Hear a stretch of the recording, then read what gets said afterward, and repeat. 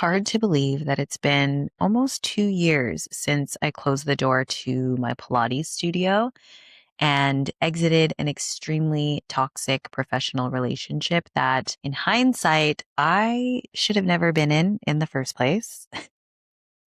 Some lessons have to be learned the hard way, evidently. The impact of not only closing my doors, but also being exposed to a lot of narcissistic behavior in a professional sense really did leave me with an incapacitated nervous system. And although it was just one aspect of my business closing, I felt like my whole world had crumbled because that is what nervous system dysregulation tends to do. It tends to narrow your world and make it very, very small. Not only that, it physiologically impairs cognitive function. So I was experiencing insomnia for the first time. I had difficulty eating. My brain fog was next level.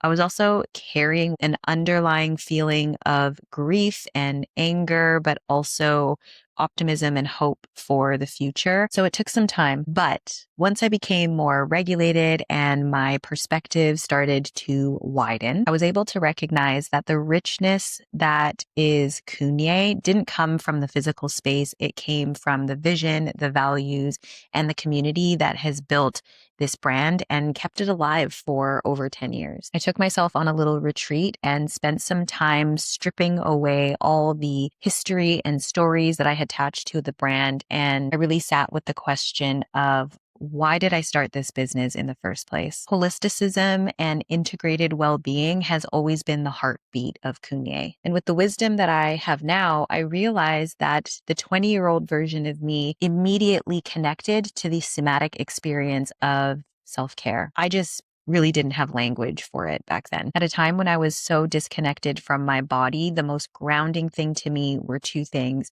moving my body or my skincare routine. They were anchors into each and every single one of my days. They were practices that gave me containers to really meet my body and literally meet myself in the mirror.